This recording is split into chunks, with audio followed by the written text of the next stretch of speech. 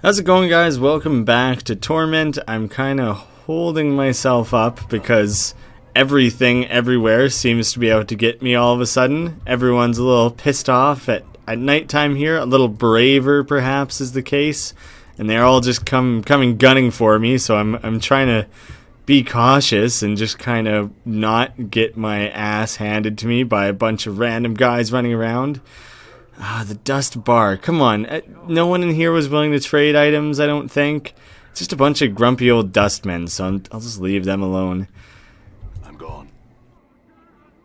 I don't think I explored very much in this southern sector because I kept trying to fight those snarling dogs instead. Holy shit. Come back here. I want to talk to a centaur. That sounds awesome. I also think I saw this exact guy in that little motel, the shitty flophouse, in the shitty flophouse that I saw before. Much as this creature's body is a combination of a man and a ram, his head is a mix of sorts, with a broad, flat nose, goat ears, and a pair of curling horns. Intricate designs are shaved into his dirty pelt, and a massive four-flanged polearm hangs from his belt harness. He doesn't seem to notice you. Greetings? He turns to face you with startling speed, his eyes dark and suspicious of you. His voice is deep and rumbling, not quite human, and heavily accented. What do you want, two legs? His hand is close to his polearm. Only to speak with you. I had some questions. If you're looking for a fight, then you found it. No, don't say that. This guy sounds fucking terrifying. He seems to calm down. His hand drops away from his weapon. He still keeps a certain distance from you, however. What do you wish to ask me? Why were you so wary of me? Tell me about the city. Tell me about the slums around us. Do you know Farad?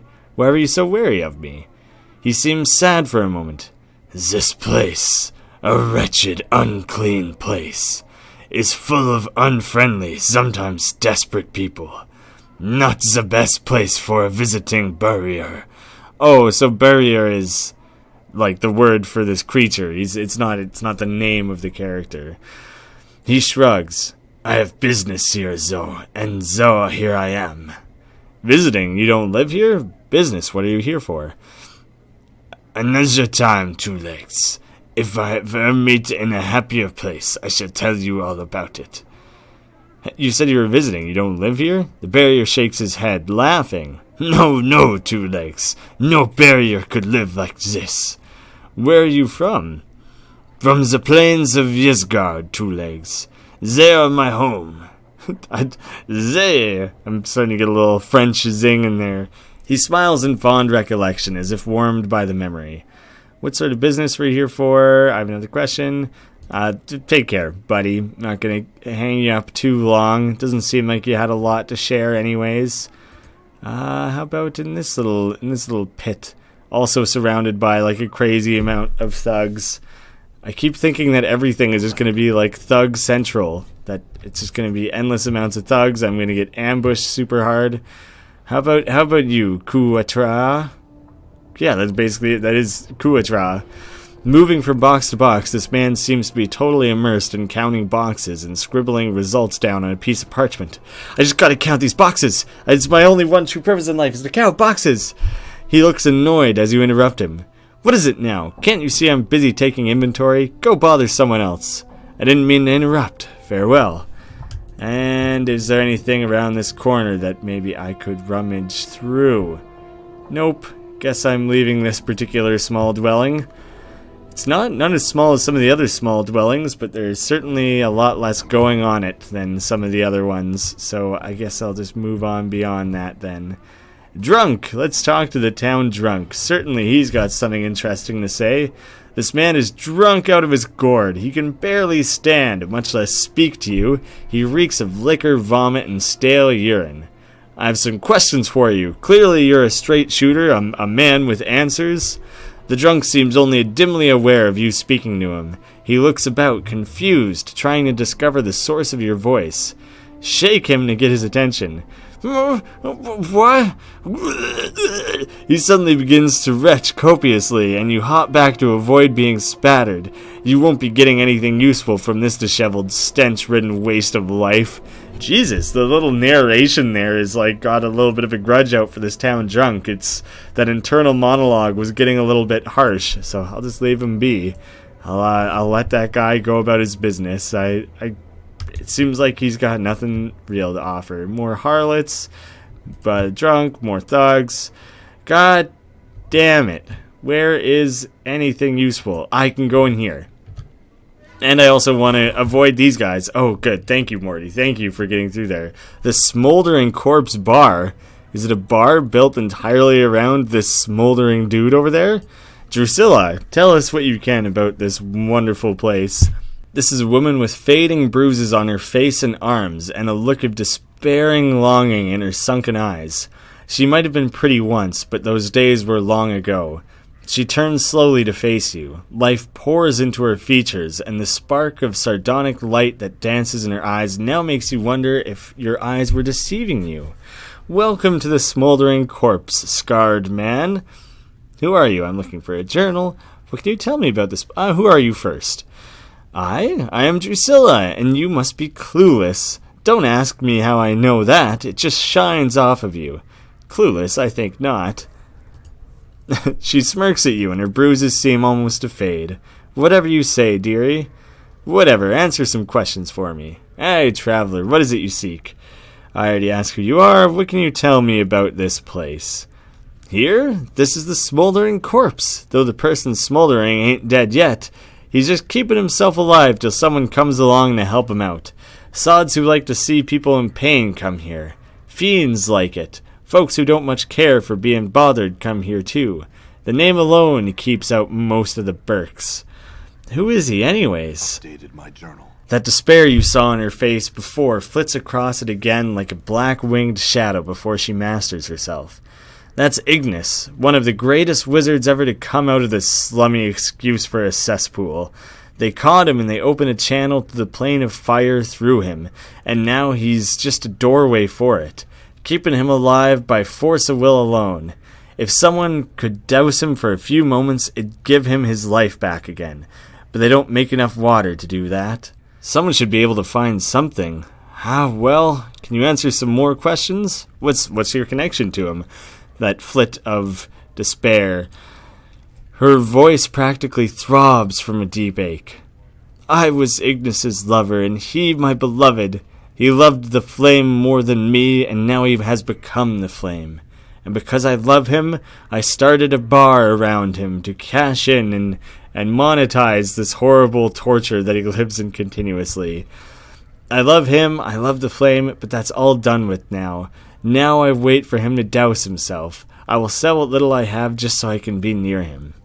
Very well, what else can I ask you?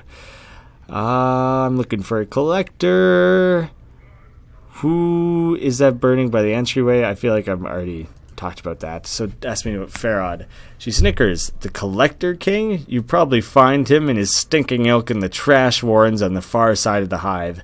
Good luck in getting any answers from him. He's a sly devil, he is. Very well. Farewell. I want to investigate Ignis, actually. I doubt I can talk to him, but maybe I can at least just investigate.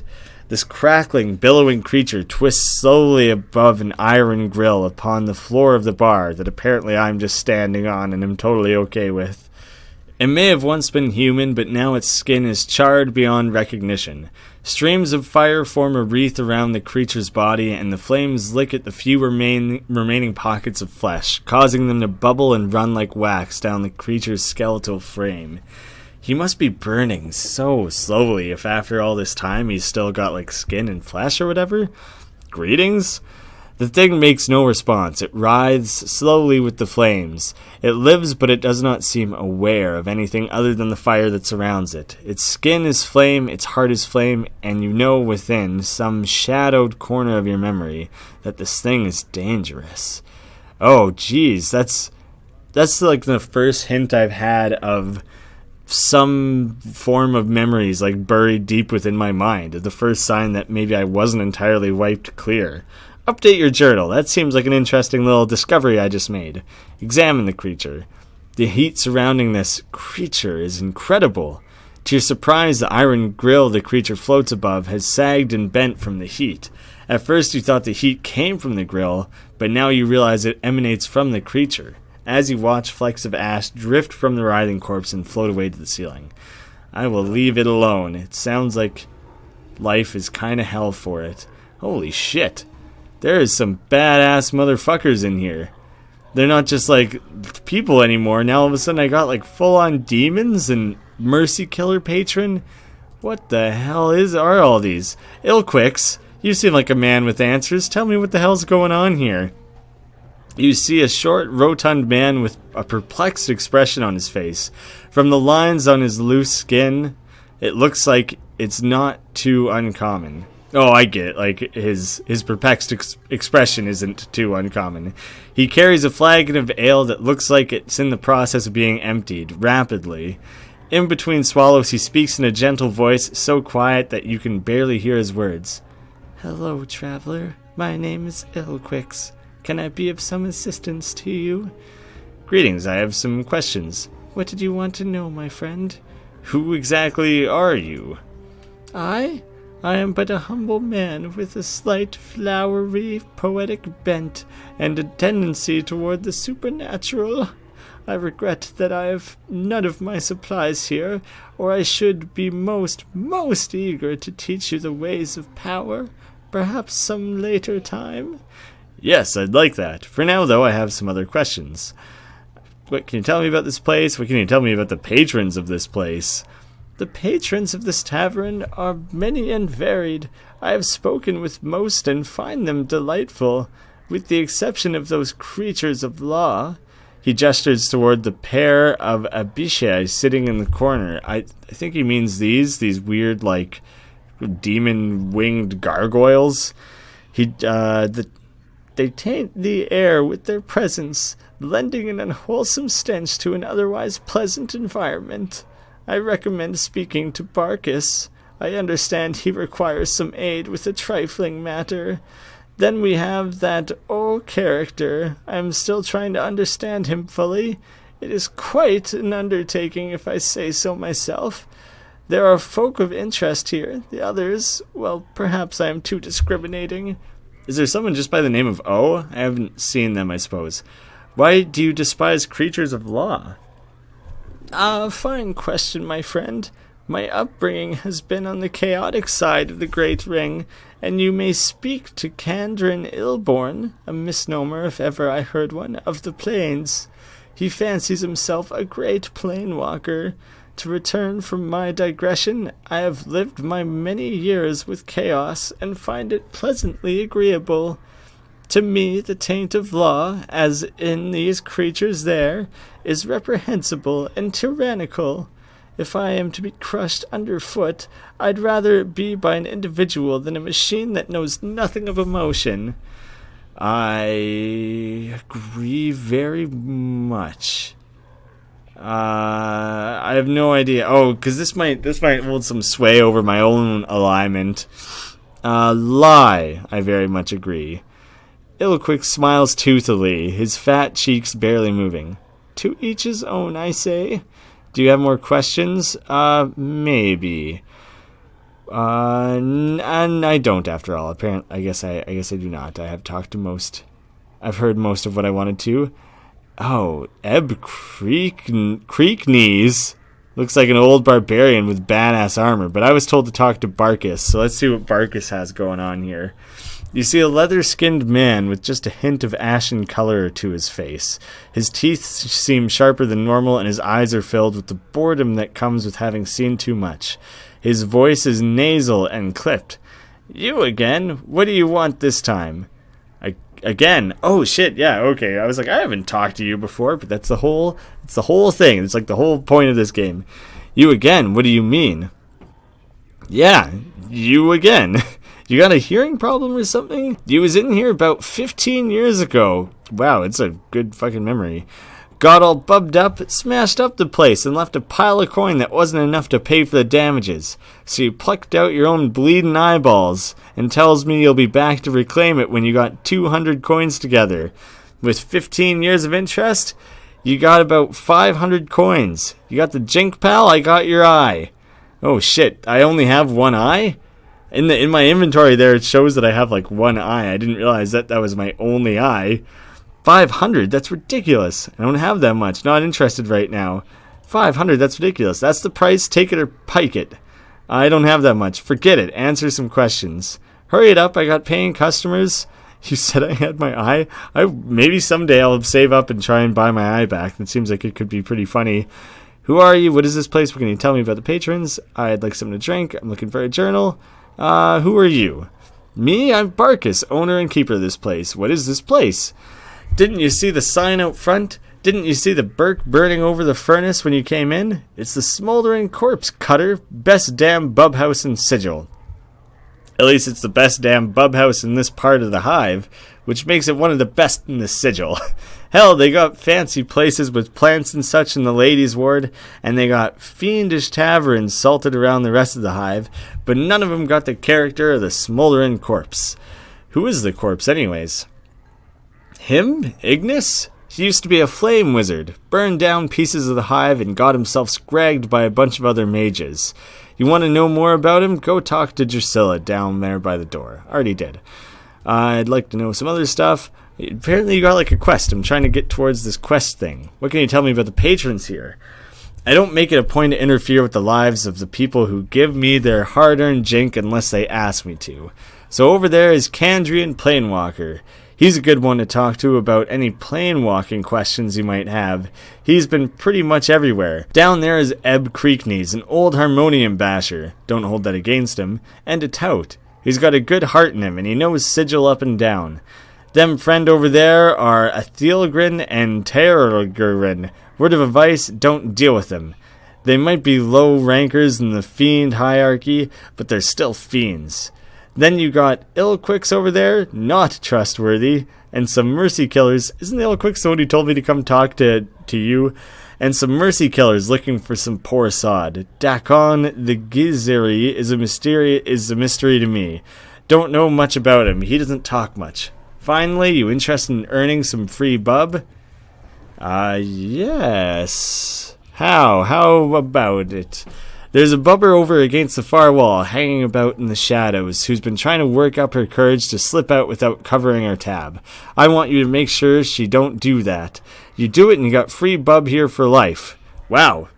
Someone's going to run out on their tab of, I don't know, $20 or something, and you're going to give me free beer for life to make that happen? I'll do it. And yeah, sure. I'll go do it. Why not? Where is this lady? Also, is she just going to beat the living piss out of me? Like, is she way stronger than me or something? Smoldering Corpse Patron. Who the hell? I kind of pictured this is the corner that they would be hiding out in. Oh, this. Moche. She appears busy. Busy doing what? I'm just trying to... Oh, she was coming to me. I see. I was busy with that. You see someone dressed as a female dustman with a half-empty glass in her right hand. As you near her, she calls out to you. You! Over here!